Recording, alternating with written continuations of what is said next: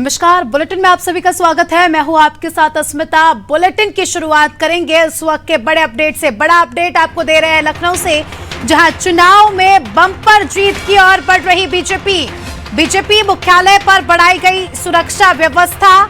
PSC और police बल की तैनाती यहां पर की गई है। सभी गेट पर पुलिस पीएससी तैनात की गई। बीजेपी कार्यालय में जीत का जश्न शुरू हो चुका है। सीएम योगी आदित्यनाथ जो है कुछ ही देर बाद संबोधित कर सकते हैं, ऐसे कयास लगाए जा रहे हैं। बड़ा अपडेट आपको उत्तर प्रदेश से दे रहे हैं, जहां निकाय चुनाव के परिणाम जैसे जैसे सामने आते जा रहे हैं, वैसे वैसे देखा जा रहा है कि बीजेपी जो है बम्पर जीत की ओर आगे बढ़ रही है।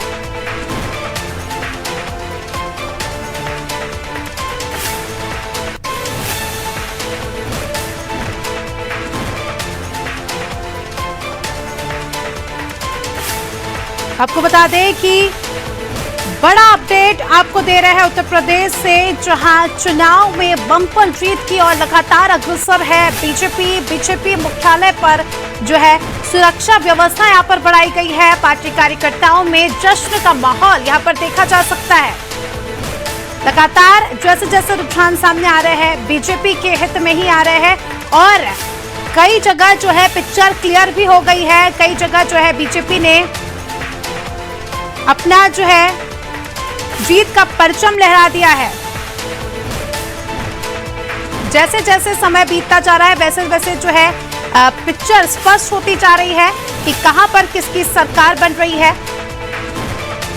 सारे अपडेट हम आपको दे रहे हैं और बीजेपी लगातार बढ़त की ओर नजर आ रही है। ऐसे में जो है बीजेपी कार्यालय के बाहर जश्न का माहौल देखा जा सकता है। तस्वीरों में आप देख सकते हैं ढोल नगाड़ों के साथ कार्यकर्ता और पार्टी के कई नेता यहां पर मौजूद हैं और जश्न में जो है पूरे ये विलीन दिखाई दे रहे हैं। मुख्यमंत्री योगी आदित्यनाथ के पोस्टर भी यहां पर लगाए गए हैं और पूरे पार्टी के कार्यकर्ता जश्न मनाते हुए नजर आ रहे हैं।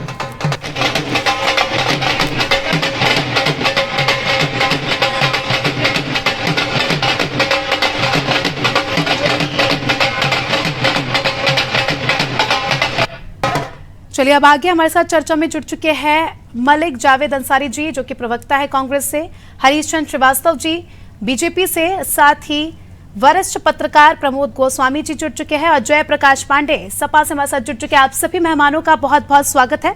सबसे पहला सवाल जयप्रकाश जी आपसे कहूंगी, जैसे जैसे जो है रुझान सामने आ रहे हैं, रुझान के अब तो नतीजे भी धीरे धीरे सामने आने लगे हैं, आपकी पार्टी का यहाँ पर सुपड़ा साफ होते नजर आ रहा है, क्या कहेंगे? ये हमारी पार्टी का सुपड़ा नहीं साफ हुआ है। उत्तर प्रदेश से तंत्र को दफन कर दिया गया, क्योंकि इस एक तो यह स्थानीय निकाय का चुनाव है और थोड़ी बहुत जो इनकी सक्रियता रही है हिंदू महासभा जनसंघ से आज तक, वो नगर केंद्रित पार्टी ही रही है। ये गांव गरीब किसानों से कुछ लेना देना इनका कभी रहा नहीं है। लेकिन इस बार जो वोटिंग प्रतिशत है, अगर ट्रिपल इंजन की सरकार है तो स्वाभाविक है कि उत्साह होना चाहिए और लेकिन वोटिंग उत्साह तो नजर आ रहा है ना सर, कार्यालय के बाहर हम देख सकते 70% लोग वोट डालने नहीं निकले और 30% में तमाम दलों में वितरण हो गया। ये डेमोक्रेसी के लिए शुभ संकेत आप मानती हैं? क्यों नहीं निकले? कारण बता दूं मैं। आज ट्रायल इसका योगी जी पहले ले चुके थे। पिछली बार जब उपचुनाव हुआ था तब भी योगी जी पुलिस बल के उपयोग करके मैनपुरी, खतौली, रामपुर में एक साथ चुनाव हुआ।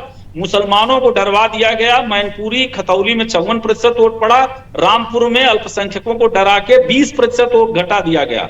वो इनको एक मतलब सीख मिल गई। उसके बाद से ये लगातार, चूंकि ये जो चुनाव उत्तर प्रदेश में क्या कहीं भी होता है स्थानीय निकाय का, ये संवैधानिक चुनाव आयोग उसके नियंत्रण में होता नहीं। मतदाता की लिस्ट भी यही तैयार करते हैं जो सरकार के पूर्ण नियंत्रण में होता है। तो स्वाभाविक सी बात है कि मतदाताओं की लिस्ट गायब कराई गई सुनियोजित ढंग से, वहां पहुंचने नहीं दिया गया बूथ तक, क्योंकि अल्पसंख्यकों को डराया गया पुलिस बल के। चूंकि उत्तर प्रदेश में पुलिस माफिया स्टेट में कन्वर्ट हो गई है। पुलिस वसूली करती है। महोबा के ही क्रैशर व्यापारी इंद्रकांत की हत्या आईपीएस ने कर दी। सड़क पे सरे राह व्यापारियों की हत्या कर दी जाती है, पैसा वसूलती है। तो एक तो इनके सजाती बाबा के संरक्षित माफिया जिनका नाम सरकार थी जब कुछ ऐसा नहीं होता था क्या भी हो रहा है? आंकड़ा उठा के देख लीजिए, हमारी सरकार थी तब भी महापौर इनको जीतने दिया गया, बहन जी की सरकार थी, महापौर बने ये। चलिए इसका जवाब हरीशचंद्र जी से ही लेते हैं। हरीशचंद्र जी, क्या कुछ कहेंगे आप? आपकी पार्टी पर आरोप लग रहा है कि सुचारू तरीके से जो है यहाँ पर चुनाव नहीं हुए और गड़बड़ घोटाला यहाँ पर हुआ है, क्या कुछ कहेंगे हरीशचंद्र जी आप? देखिए, पहली बात तो यह है कि विपक्ष हमेशा जब हारता है तो कोई न कोई बहाना ढूंढता है। वो अपनी असफलता नहीं मानता है, ये नहीं मानता है कि जनता जनार्दन ने उसको खारिज किया, बल्कि कभी ईवीएम पे, कभी जिला प्रशासन पे, कभी सरकार पे, कभी। तो मुझे ऐसा लगता है कि सच को स्वीकार करना चाहिए, और सच ये है कि नगर निगमों में भारतीय जनता पार्टी ने स्वीप किया है।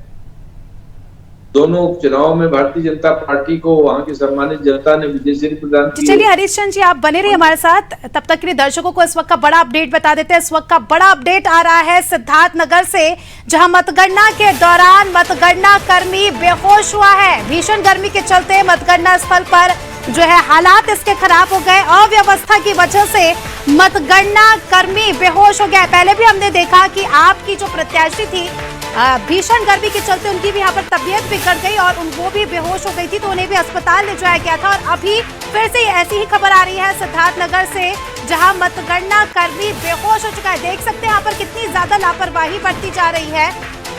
एसडीएम डुमरियागंज के साथ डॉक्टर पहुंचे यहाँ पर मौके पर। देख सकते हैं आप, गर्मी के चलते, क्योंकि भीषण गर्मी है, टेम्परेचर जो है 40 डिग्री के ऊपर है, ऐसे में गर्मी में काम करने की वजह से बताया जा रहा है कि ये बेहोश हो गए हैं और लगातार जो है डॉक्टर की टीम यहाँ पर पहुंच गई है और इन्हें जो है इनका इलाज किया जा रहा है।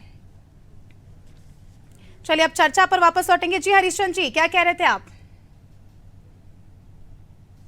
समाजवादी पार्टी हमेशा, या कांग्रेस या समाजवादी पार्टी हमेशा अपनी हार के लिए अपनी असफलता को दोषी नहीं मानते, बल्कि वो ईवीएम पे, कभी सरकारी मशीनरी पे, कभी वोटर लिस्ट को इस तरह का दोष लगाने का काम करते हैं। मैं एक सवाल आपके सम्मानित चैनल के माध्यम से पूछना चाहता हूं कि जहां जहां ये चुनाव जीते हैं, नगर पालिकाओं में या नगर पंचायतों में, क्या वहां वोटर लिस्ट में गड़बड़ी नहीं हुई? जी। और वहां सरकार ने इनको जिता दिया, और जहां ये हार गए वहां सरकार ने इनको हरा दिया। वोटर लिस्ट के बारे में पांडे जी वैसे प्रवक्ता हैं तो उनको मालूम होगा, लेकिन सच को झुठलाना चाहते हैं। अब तो ऑनलाइन भी एप्लीकेशन होती है, सभी को स्वतंत्रता है कि जिसके नाम न हो वो अपना नाम जाके लिस्ट में बढ़वा ले। नाम उसकी जो फॉर्म है, फॉर्म 6 होता है, उसको भर के उसमें अपना नाम डलवा ले। जी तो जी, जयप्रकाश जी से सवाल करूंगी। जयप्रकाश जी, अगर आपने देखा कि लगातार जो है जैसे कि नहीं है, जी जी, तो या तो सामाजिक कार्यकर्ताओं के स्तर पर शिथिलता है, या उस व्यक्ति के स्तर पर शिथिलता है कि जागरूकता नहीं है। दूसरी बात, वोटिंग परसेंटेज कम रहा, अनेक जगहों पे 50, 55%, 60% तक भी मतदान हुए। तो ये तो समवेत रूप से सभी राजनीतिक दल कहिए या लोगों को जहां ये जीते, क्या वहां वोटिंग परसेंट कहीं कुछ ज्यादा हो गया?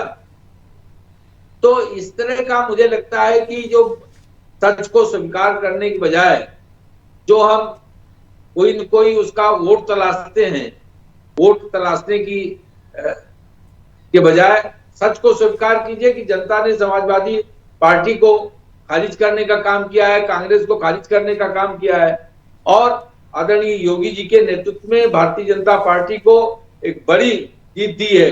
हमारे प्रदेश अध्यक्ष आदरणीय भूपेंद्र चौधरी जी को, माननीय मुख्यमंत्री जी को, हमारे दोनों उप मुख्यमंत्री और संगठन के सभी नेतृत्व वर्ग के सबको लोगों को मैं जनता जनार्दन को जहां अभिनंदन करता हूं, वहीं अपने नेतृत्व का अभिनंदन करता हूं। जी बिल्कुल, जयप्रकाश जी का रुख करेंगे। जयप्रकाश जी, क्या कहेंगे आप? हर बार ईवीएम पर सवाल उठाना सही नहीं है। जमीनी स्तर पर भी देखा जाए तो कितनी आपकी पार्टी ने कितनी ज्यादा रैलियां की है?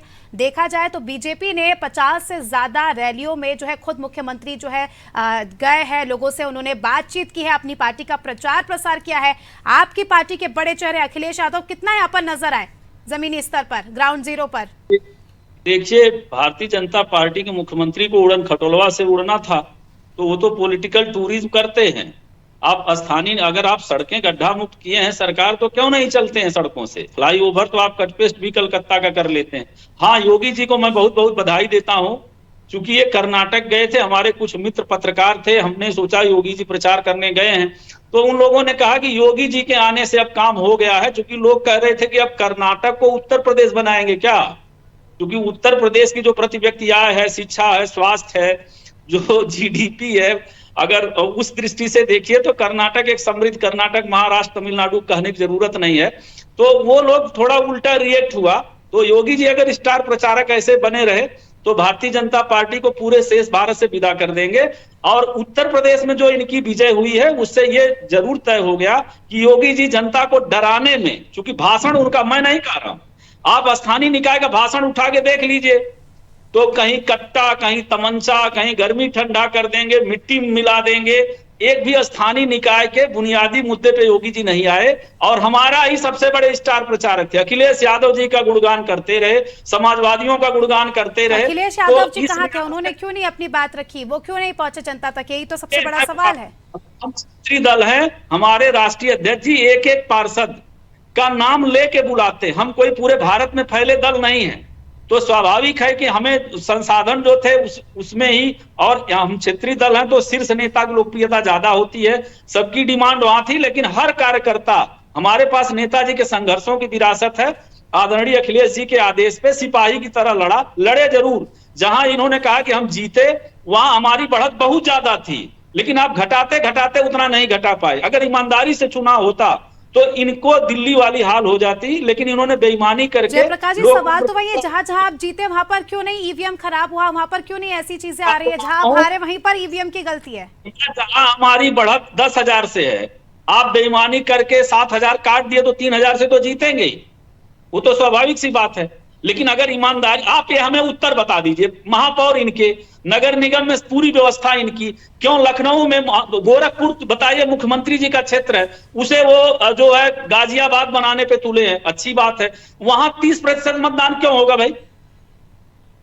वहां तो आना चाहिए उत्साह से न, जाहिर है कि क्यों हुआ, हमसे पूछ लीजिए। वहां बाबा जी के क्षेत्र से जाके अल्पसंख्यक भाइयों की लिस्ट उठवा के देखिए, रोते गए लोग। और तो और मतदान के दिन इनके संजय राय जी आए बाहर मीडिया में, कहे कि जो बुर्का नसी महिलाएं हैं उनके पर्दा देख चिन्हित करके हम वोट डालने देंगे। तो आधी आबादी को, हमारे यहाँ घूंघट हिंदू बहनें भी जो दलित पिछड़ों की हैं, वो घूंघट प्रथा है, तो दलित पिछड़े महिलाओं को, आधी आबादी जो मुस्लिम हमारी कम्युनिटी है, उनको डरा दिया गया, तुम्हें बेइज्जत होना। पहली बार चुनाव हो रहा था, ये ऐसे ऐसे भाषण दिए। डर जाती है क्या जनता? जयप्रकाश जी, बोलने से जनता भी समझदार है। जी हरिश्चंद्र जी, क्या कुछ आप कह रहे हैं? जनता विधानसभा के चुनाव में हिसाब है कि 57 सीट छीन ली है, लोकसभा में देगी, यह स्थानीय निकाय में तो अच्छा है, लेकिन पिछली बार स्थानीय निकाय में ग्रामीण स्तर का हुआ तो सारे पार्षद यानी सारे जिला परिषद सदस्य हम जिता लिए, जिला परिषद अध्यक्ष इन्होंने बनवा लिया। तो ये एक बात का जवाब दीजिए, एक बात का जवाब दीजिए कि क्या गोरखपुर में या लखनऊ में 60% से ज्यादा मुसलमान हो गए कि मुसलमान का नाम काट दिया और 34% और 30% मुसलमान दलित पिछड़े करा दिया। लोगों के घर जाइए। जी चलिए हमारे साथ कांग्रेस से मलिक जावेद जी भी जुड़ चुके हैं। मलिक जी से भी अब जो है सवाल कर लेते हैं। मलिक जी, मैं आप लोगों से अनुरोध करूंगी, मलिक जी से भी सवाल करेंगे, उसके बाद हमारे साथ वरिष्ठ पत्रकार जी भी जुड़े हैं तो उनसे भी हम बातचीत करेंगे। मलिक जी, क्या कहेंगे आप? आपकी पार्टी का तो पूरी तरीके से यहाँ पर जो है सफाया हो चुका है। जब राहुल गांधी की भारत जोड़ो यात्रा ने जो है उत्तर प्रदेश में प्रवेश किया था, तब कांग्रेस जो है बहुत ज्यादा कॉन्फिडेंट नजर आ रही थी। कांग्रेस का कहना था कि हम जो है इस बार बहुत अच्छे से यहाँ पर अपना प्रदर्शन करेंगे यूपी में, मगर अब क्या कहेंगे आप? पूरी सभी जगह से आपका सफाया हो चुका है। जिन लोगों ने कांग्रेस को वोट दिया है उनका धन्यवाद, जिन्होंने नहीं दिया है हम और मेहनत करेंगे और काम करेंगे। लेकिन आप ऐसे कह रहे कि जैसे हमारा सफाया हो गया है। सेमीफाइनल तो कांग्रेस ने जीता कर्नाटक में, योगी जी स्टार प्रचारक थे, भाजपा के 16वें नंबर के स्टार प्रचारक थे, वहां रैली में इनके 5 आदमी नहीं दिख रहे थे। तो उत्तर प्रदेश में क्या हो गया? वही तो सवाल है। हाँ, तो वही तो बता रहा हूं मैं आपको। लोगों को हम धन्यवाद कह रहे हैं क्योंकि हम और मेहनत से लड़ेंगे। जनता को लगता है कि हमें और जमीन पे आना चाहिए और मेहनत करनी चाहिए, लेकिन अगर आप वोट शेयर देखेंगे तो विधानसभा के कंपेयर में हमारा वोट शेयर बहुत तेजी से बढ़ रहा है और धीरे धीरे अभी कर्नाटक बाकी है, मध्य प्रदेश बाकी है, इसके बाद उत्तर प्रदेश ही आ रहा है। तो चिंता मत कीजिए, सब जगह भाजपा मुक्त होगा। चलिए जावेद जी, बहुत अच्छी बात है कर्नाटक में आपकी सरकार बनी, पर आपकी पार्टी के सारे बड़े नेता क्या कर्नाटक में ही इतना बिजी थे कि उनको उत्तर प्रदेश की ओर ध्यान ही नहीं गया? मतलब प्रियंका गांधी जो है प्रभारी बनाई गई थी उत्तर प्रदेश की, एक भी बार वो प्रचार प्रसार के लिए नहीं आई है, जनता से जुड़ने के लिए नहीं आई। ठीक है, मणिपुर जल रहा था, 60 से ज्यादा लोगों की हत्याएं हो गई, 1700 मकान जल गए और प्रधानमंत्री और गृह मंत्री वहां प्रचार कर रहे थे। तो यह सही है? 1041 बंदूकें सुरक्षा कर्मियों की छीन ली गई, ये मुख्यमंत्री कह रहे हैं भाजपा के। मणिपुर में डबल इंजन की सरकार थी, तो प्रधानमंत्री को प्रचार करना चाहिए। 10 दिन से वो वहां पे रैलियां रोड शो कर रहे थे, 19 रैलियां की, 7 रोड शो किए प्रधानमंत्री ने, गृह मंत्री वहीं पे थे। तो देश का भाजपा के जो प्रधानमंत्री हैं ये प्रचार मंत्री बन चुके हैं। प्रधानमंत्री का काम होता है देश को आगे बढ़ाना, देश के लिए पॉलिसी बनाना, देश के लिए काम करना। लेकिन आप देखिए दुर्भाग्य देश का कि प्रधानमंत्री की वहां रोड शो कर रहा है, मणिपुर जल रहा है। आप बयान सुनिए इनके मुख्यमंत्री का, भाजपा के बीरेन सिंह का, क्या क्या कह रहे हैं। 20,000 लोग कैंप में रह रहे और 20,000 लोग से ज्यादा पलायन कर गए। 1,000 से ज्यादा बंदूकें सुरक्षा कर्मियों की छीन ली गई और हमारे प्रधानमंत्री जी प्रचार कर रहे थे और फिर भी हार जाते हैं। तो कांग्रेस पूरे दम से लड़ी है और हमारे उत्तर प्रदेश में भी कार्यकर्ता हर सीट पे अच्छे से लड़ाई लड़ी है। हाँ, कमी रही है, हम उसको मानते हैं, आगे और मेहनत करेंगे और जनता के मुद्दे और जोर से उठाएंगे। यहाँ पर अखिलेश यादव ने ट्वीट करके जो है कांग्रेस को बधाई दी है, तो क्या हम कह सकते हैं कि आने वाले समय में जो गठबंधन होगा? ये फैसला लेना मेरा काम नहीं है, ये हमारे राष्ट्रीय स्तर के नेता लेते हैं, गठबंधन होगा नहीं होगा। फिलहाल ये है भाजपा की ये जो हार है कर्नाटक की है, ये 2 लोगों की हार है, एक तो प्रधानमंत्री की और गृह मंत्री की, तो इसको स्वीकारना चाहिए। आपकी क्या रणनीति है? क्योंकि बहुत बुरी तरीके से आप हारे तो है, इस बात को तो स्वीकार कर ही रहे हैं आप, तो आने वाले समय में क्या रणनीति होगी फिर? रणनीति ये होगी भाजपा मुक्त बनाना है, हमें दक्षिण बना दिया है, अब सेंट्रल इंडिया है, फिर नॉर्थ इंडिया है, क्योंकि लोग परेशान हैं, रोजगार मांग रहे हैं। ये बजरंग बली लेके आ जाते हैं कि बजरंग बली बजरंग दल। अरे भाई, आप तुलना कर रहे हो बजरंग बली की बजरंग दल से? शर्म आनी चाहिए आप जैसे लोगों को। हर पल चलिए आप बने रहिए हमारे साथ जावेद जी, जल्द ही आपका रुख करेंगे। तब तक के दर्शकों को इस वक्त का बड़ा अपडेट बता देते हैं। बड़ा अपडेट आपको दे रहे हैं बहराइच से, जहां बीजेपी कार्यकर्ताओं और पुलिस के बीच झड़प हुई है। जिला उपाध्यक्ष राहुल राय की सीओ सिटी से बहस हुई है। दरगाह इलाके की गल्ला मंडी मतगणना केंद्र का ये मामला है। बड़ा अपडेट आपको दे रहे हैं बहराइच से, जहां बीजेपी कार्यकर्ता और पुलिस के बीच झड़प का मामला सामने आया है। जिला उपाध्यक्ष राहुल राय की सीओ सिटी से बहस हुई है। दरगाह इलाके की गल्ला मंडी मतगणना केंद्र का ये पूरा मामला है, तस्वीरों में आप देख सकते हैं। बात बता लीजिए, मैंने आप ये मैंने गलत कहा बताओ। आप सीओ तो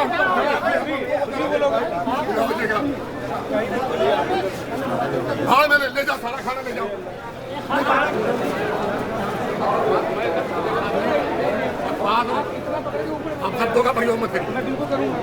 तो चलिए, तो वापस अब हम चर्चा पर आ जाते हैं। हमारे साथ वरिष्ठ पत्रकार प्रमोद गोस्वामी जी जुड़े हैं। प्रमोद जी, बीजेपी का नारा है सबका साथ सबका विकास, और इसी नारे का जादू जो है कहीं ना कहीं उत्तर प्रदेश में निकाय चुनाव में देखने को मिला है। आप क्या कुछ प्रतिक्रिया देंगे जिस तरीके के रुझान जो है सामने निकल कर आए हैं? अस्मिता जी, देखिए, एक बात तो जयप्रकाश पांडे जी सही कह रहे हैं कि अब इस बार चुनाव में मतदान के दौरान जो कम मत प्रतिशत हुआ उसमें मतदाताओं का लिस्ट में नाम नहीं था, जिसकी वजह से मतलब राजधानी लखनऊ में 35-36% मतदान हुआ, गोरखपुर में ऐसे बहुत से जिले रहे जहां मतदान कम हुआ। तो ये कहीं ना कहीं उन लोगों की कमियां रही हैं जिन लोगों को लगाया गया था कि उन्होंने मतदाता सूची अपडेट नहीं करी। लखनऊ में इस बात की बड़ी शिकायतें चारों तरफ से आई। लेकिन देखिए, एक बात तो ये भी स्वीकार करनी पड़ेगी कि भारतीय जनता पार्टी ने इस चुनाव को पूरी संजीदगी से लिया। उसके मुख्यमंत्री से लेके उप मुख्यमंत्री, मंत्रिमंडल, सारे लोग पूरी तरीके से लोकसभा और विधानसभा के चुनाव की तर्ज पर लगे। उन्होंने चुनाव को चुनाव के रूप में लिया। उन्होंने ये छोटे और बड़े चुनाव के, ये लोकल बॉडीज का चुनाव है इसलिए हम नहीं जाएंगे। हालांकि इससे पूर्व ये व्यवस्थाएं रही है या ऐसी परंपरा रही है कि मुख्यमंत्री या बड़े लोग, नेता लोग, वो लोग जो है इस चुनाव प्रचार में नहीं कूदते थे। लेकिन भारतीय जनता पार्टी ने इस स्वरूप को बदला। उसने कहा कि चुनाव चाहे छोटा हो बड़ा हो, इससे कोई मतलब नहीं है, उसमें पूरी शिद्दत से और पूरी ताकत से हम लगेंगे। शायद ये उसका परिणाम है। विपक्ष जो है वो पूरी तरीके से, निश्चित रूप से उसने इस चुनाव को हल्के में लिया। उसने जो जनता के बीच में नहीं गए, उनके कार्यकर्ता वगैरह रहे, और जबकि मुख्यमंत्री ने प्रदेश का कोई जिला ऐसा नहीं छोड़ा कि जहां वो न गए हों। 2-2 उप मुख्यमंत्री लगे रहे, जिनको के 3-3 जिले एक दिन में कवर किए। तो इन्होंने उस चुनाव को पूरी संजीदगी से लड़ा। और मैं समझता हूं कि विपक्ष ने शायद उतनी मजबूती से चुनाव लड़ने की कोशिश नहीं की। वो शायद बैठा रहे और उनका कार्यकर्ताओं के भरोसे पर छोड़ दिया या स्थानीय नेताओं के भरोसे पर छोड़ दिया। अब चुनाव का जो पैटर्न है वो बदला है। अब जनता भी अपेक्षा करने लगी है कि हमारे पास सारे लोग आए, अपनी अपनी बात रखें। बिल्कुल। मुख्यमंत्री ने जाके पूरी जो प्रदेश की कानून व्यवस्था, उस मुद्दे को उन्होंने बड़े प्रभावी ढंग से रखा। अपने विकास की चीजों को उन्होंने रखा कि हमने ये विकास किए। लेकिन विपक्ष उसको काउंटर करने में या उनके बड़े नेता काउंटर करने में वहां नहीं गए, जिसका ये दुष्परिणाम रहा कि विपक्ष को हार का सामना करना पड़ा और भारतीय जनता पार्टी ने ये जीती। अब आप बताइए, 17 जो मेयर के थे उसमें से 17 में से लगभग 16 तो वो जीत ही चुके हैं, लगभग जीत की स्थिति है। तो ये एक वन साइडेड मेयर में उन्होंने विक्ट्री अपनी हासिल की है। समाजवादी पार्टी के पहले 2 थे, अब की इस बार एक भी नहीं दिखाई दे रहा है। तो ये कहीं ना कहीं चुनावी प्रबंधन और नेताओं का चुनाव में न निकलना या इस आधार पर रखना कि छोटे चुनाव हैं, उसका ये दुष्परिणाम है। जी प्रमोद जी, यहाँ पर देखा जा रहा है कि कई निर्दलीय पार्टियों ने भी जो है इस बार बाजी मारी है। छोटे स्तर की बात करें तो लोगों ने जो है निर्दलीय प्रत्याशी को चुना है। तो क्या लगता है कि लोगों का विश्वास अब बड़ी पार्टियों पर से हट चुका है? नहीं, ऐसा तो नहीं है। देखिए स्मिता जी, ऐसा है कि ये स्थानीय मुद्दों को लेके और ये छोटे चुनाव होते हैं, वहां जो ऐसे प्रभावशाली व्यक्ति हैं जो जनता के बीच में जुड़ रहे हैं, उनके सुख दुख के साथ खड़े रहे हैं या उनकी उन्होंने मदद की है, तो फिर वो पार्टी लाइन से हट के मतदान हो जाता है। लेकिन उसके मतलब ये नहीं है कि उन पार्टियों का कोई मतलब नहीं है या लोगों का पार्टियों से भरोसा उठा है। इसमें भी कोई दो राय नहीं कि अब राजनीतिक या राजनीति से, इस देश की राजनीति से लोगों का भरोसा तो कम हुआ है। लेकिन ऐसा नहीं है कि निर्दलीय जीत रहे तो वो उसमें कहीं राजनीतिक दलों से विमुख हो रहे हैं। जी चलिए, तो अभी इस चर्चा को यहीं विराम देकर इस वक्त की बड़ी अपडेट पर नजर डाल लेते हैं। बड़ा अपडेट आपको दे रहे हैं लखनऊ से, जहां भाजपा मुख्यालय में जश्न मनाया जा रहा है। बड़ा अपडेट लखनऊ से, बीजेपी की ऐतिहासिक जीत पर जश्न मनाएगी बीजेपी। सीएम योगी आदित्यनाथ जश्न में हो सकते हैं शामिल। दोनों डिप्टी सीएम और राधा मोहन सिंह जो है मौजूद रहेंगे। आज शाम 5 बजे पार्टी कार्यालय में जश्न मनाया जाएगा। बड़ा अपडेट आपको दे रहे हैं लखनऊ से, जहां भाजपा मुख्यालय में जश्न मनाने की तैयारियां जो है पूरी हो चुकी है। बीजेपी की ऐतिहासिक जीत पर बीजेपी जो है यहां पर जश्न मनाती दिखेगी। सीएम योगी आदित्यनाथ भी बताया जा रहा है कि शाम को इस जश्न में शामिल हो सकते हैं।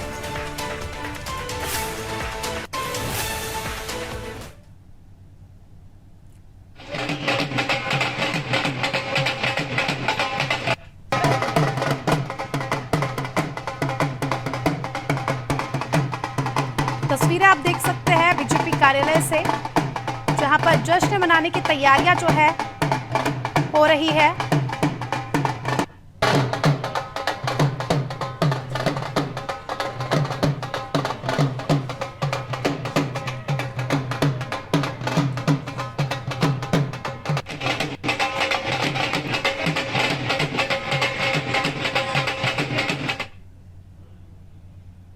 चलिए, इसी के साथ इस खास पेशकश में फिलहाल इतना ही। बने रहिए हमारे साथ अनादि टीवी पर। दीजिए में इजाजत, नमस्कार।